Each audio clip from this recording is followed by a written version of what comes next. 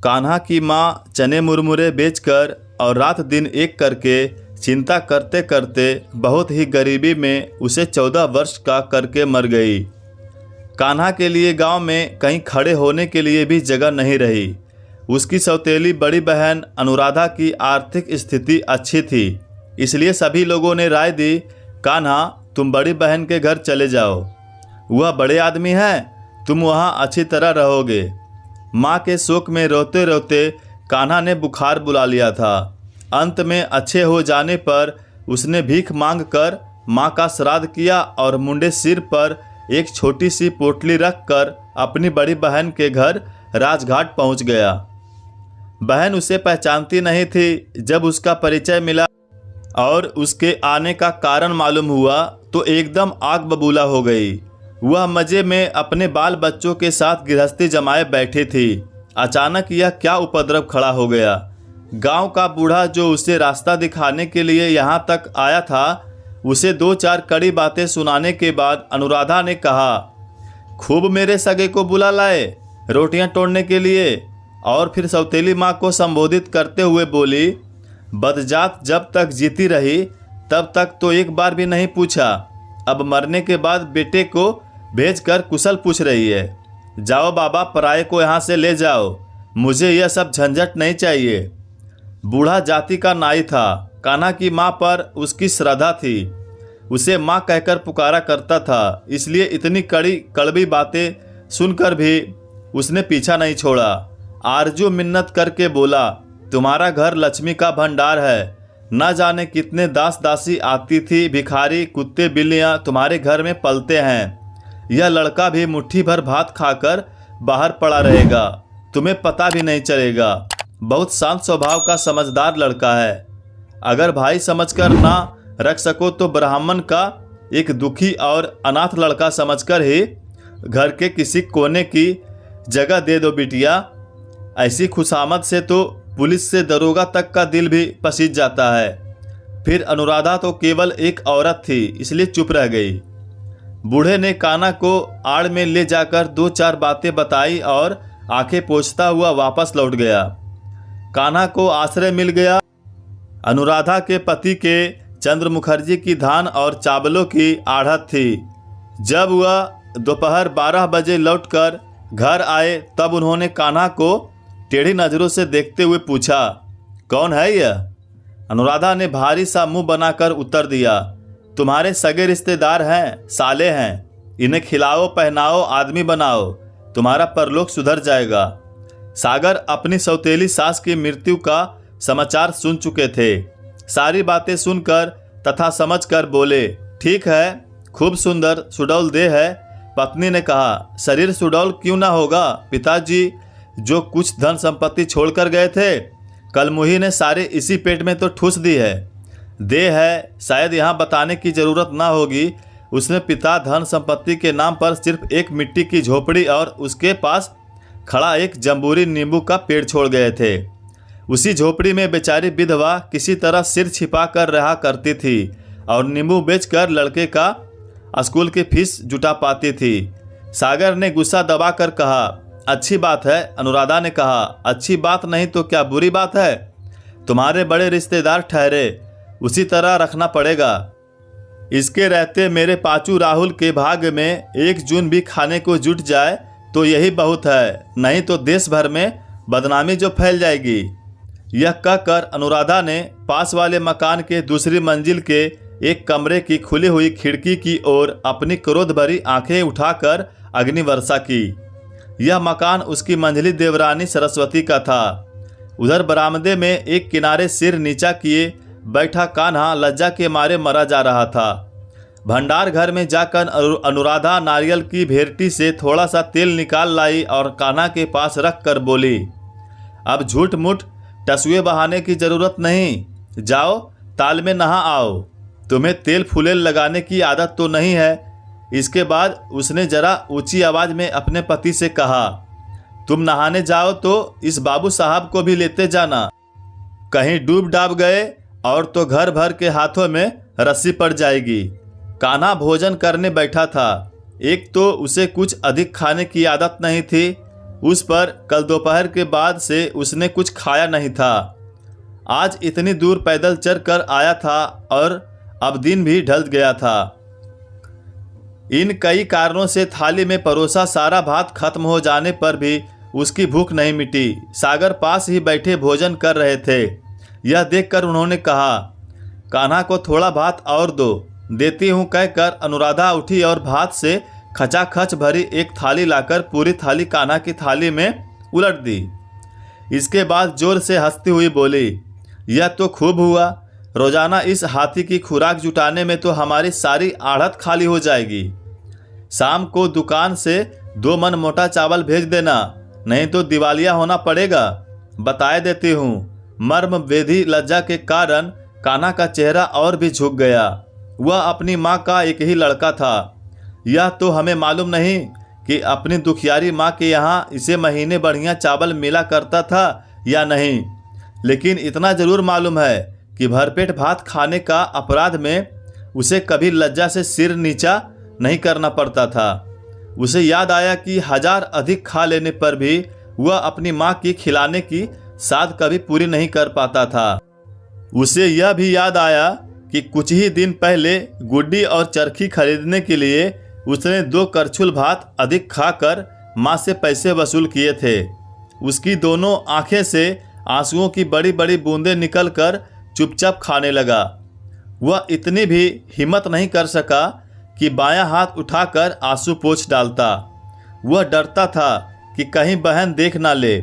अभी थोड़ी देर पहले ही झूठ मूठ टसुए बहाने के अपराध में झिड़की खा चुका था और उसे झिड़की ने इतने दारुण मात्र शोक की गर्दन भी दबा दी थी। दोनों भाइयों ने पैतृक मकान आपस में बांट लिया था। पास वाला 2 मंजिला मकान मंझले भाई संजय का है। छोटे भाई की बहुत दिन पहले मृत्यु हो गई थी। संजय भी धान और चावल का ही व्यापार करता है, तो उसकी भी स्थिति अच्छी थी, लेकिन बड़े भाई सागर जैसी नहीं। तो भी उसका मकान 2 मंजिला है। मंझली बहू सरस्वती शहर की लड़की है। वह दास दासी रख कर 4 आदमियों को खिला पिलाकर ठाठ से रहना पसंद करती है। वह पैसा बचाकर गरीबों की तरह नहीं रहती। इसलिए लगभग 4 साल पहले दोनों देवरानी जेठानी कलह करके अलग अलग हो गई थी। तब से अब तक खुलकर कई बार झगड़े हुए हैं और मिटा भी गए हैं, लेकिन मनमुटाव एक दिन के लिए भी कभी नहीं मिटा। इसका कारण एकमात्र जेठानी अनुराधा के हाथ में था। वह खूब पक्की और भली भांति समझती है कि टूटी हुई हांडी में कभी जोड़ नहीं लग सकता, लेकिन मनमुटाव एक दिन के लिए भी कभी नहीं मिटा। लेकिन मंझली बहू इतनी पक्की नहीं है। वह इस ढंग से सोच भी नहीं सकती। यह ठीक है कि झगड़े का आरंभ मंझली बहू करती है, लेकिन फिर मिटाने के लिए, बातें करने के लिए और खिलाने पिलाने के लिए वह मन ही मन छटपटाया भी करती है और फिर एक दिन धीरे से पास आ बैठती है। अंत में हाथ पैर जोड़कर रो धोकर क्षमा याचना करके जेठानी को अपने घर पकड़कर ले जाती है और खूब आदर और स्नेह करती है। दोनों के इतने दिन इसी तरह कट गए हैं। आज लगभग 3 साढ़े 3 बजे सरस्वती इस मकान में आ पहुंची। कुएं के पास ही सीमेंट के चबूतरे पर धूप में बैठा कान्हा ढेर सारे कपड़ों में साबुन लगाकर उन्हें साफ कर रहा था। अनुराधा दूर खड़ी थोड़े साबुन से शरीर की अधिक ताकत लगाकर कपड़े धोने का कौशल सिखा रही थी। कैसे गंदे और मैले कुचैले कपड़े पहनकर आया है। बात ठीक थी। कान्हा जैसी लाल किनारे की धोती पहनकर और दुपट्टा ओढ़कर कोई अपनी रिश्तेदारी में नहीं जाता। उन दोनों कपड़ों को साफ करने की जरूरत अवश्य थी, लेकिन धोबी के अभाव के कारण सबसे अधिक आवश्यकता थी।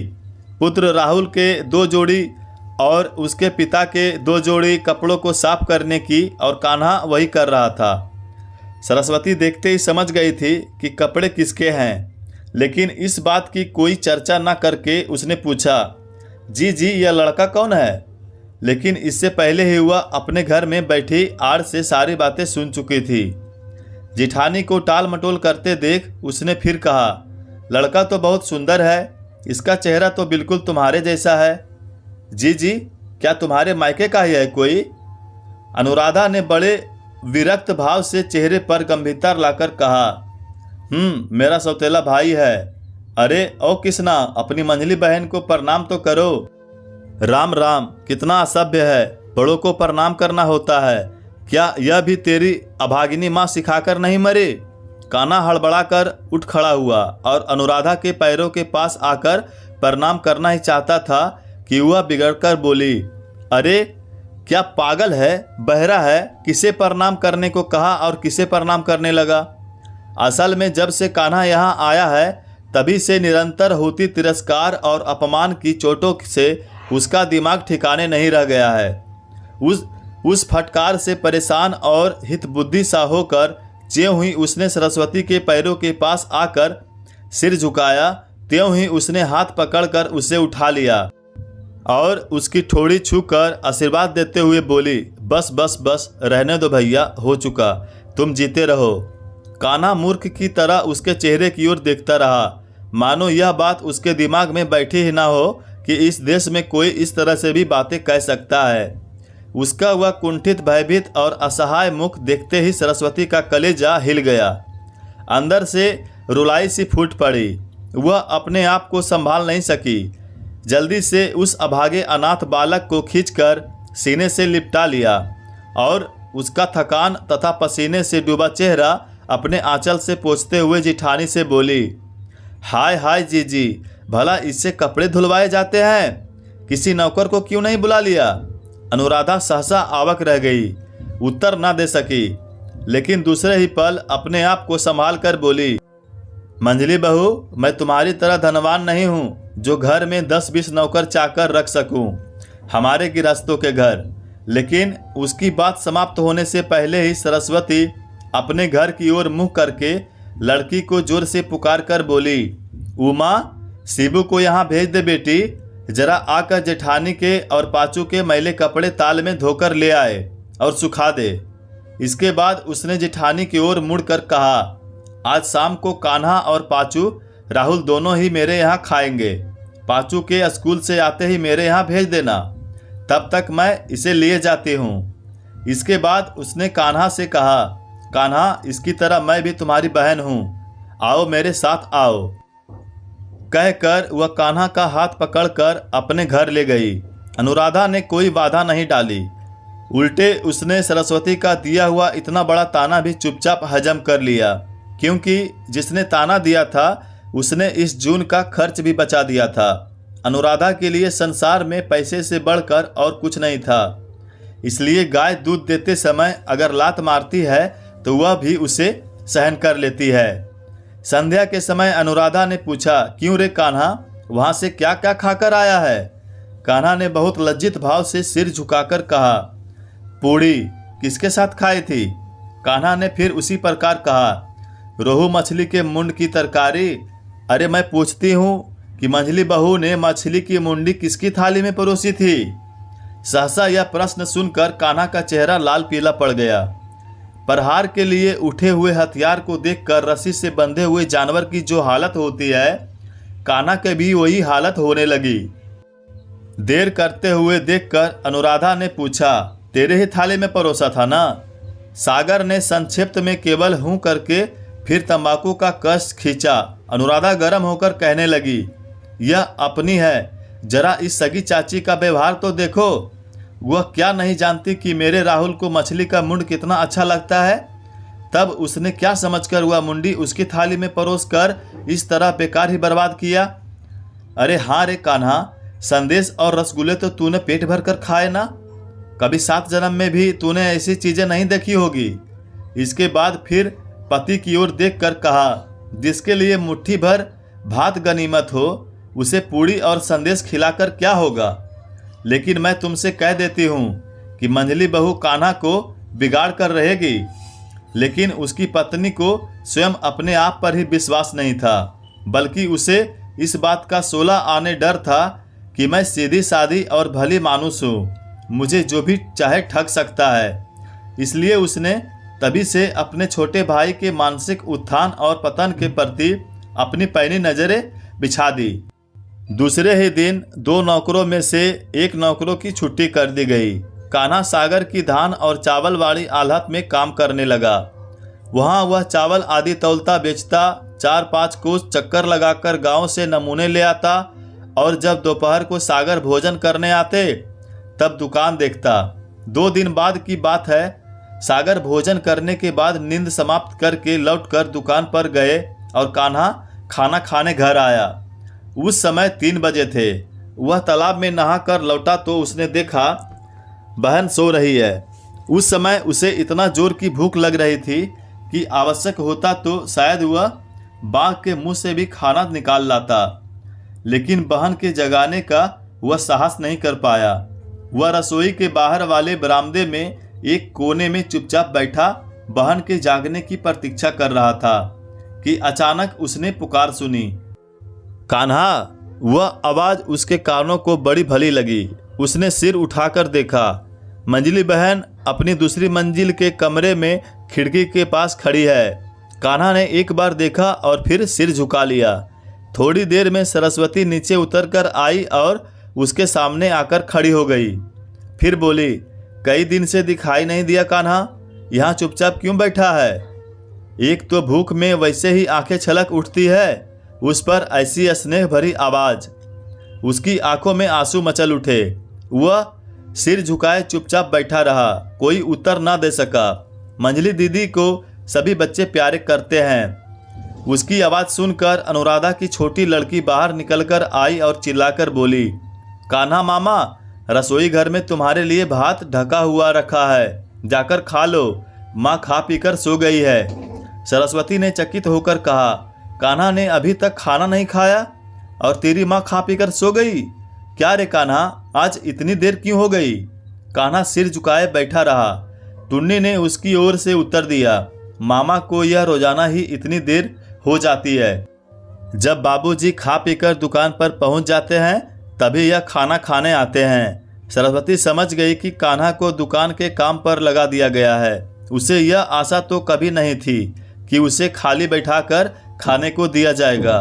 फिर भी इस ढलती हुई बेला को देखकर और भूख प्यास से बेचैन बालक के मुंह को निहार कर उसकी आंखों में आंसू बहने लगे। वह आंचल से आंसू पोंछती हुई अपने घर चली गई और कोई 2 ही मिनट के बाद हाथ में दूध से भरा हुआ कटोरा लेकर आ गई। लेकिन रसोई घर में पहुंचते ही वह कांप उठी और मुंह फेरकर खड़ी हो गई। कान्हा खाना खा रहा था। पीतल की एक थाली में ठंडा, सूखा और ढेले जैसे भात बना हुआ था।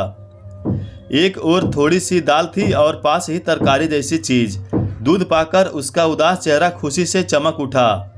सरस्वती दरवाजे से बाहर आकर खड़ी रही। भोजन प्राप्त करके कान्हा जब ताल पर कुल्ला करने चला गया तब उसने झांक कर देखा, थाली में भात का एक दाना भी नहीं बचा है। भूख के मारे वह सारा भात खा गया है। सरस्वती का लड़का भी लगभग इसी उम्र का था। वह सोचने लगी कि अगर कहीं मैं न रहूं और मेरे लड़के की यह दशा हो तो इस कल्पना मात्र से रुलाई की एक लहर उसके अंदर से उठी और गले तक आकर फेनिल हो उठी। उस रुलाई को दबाए हुए वह अपने घर चली गई।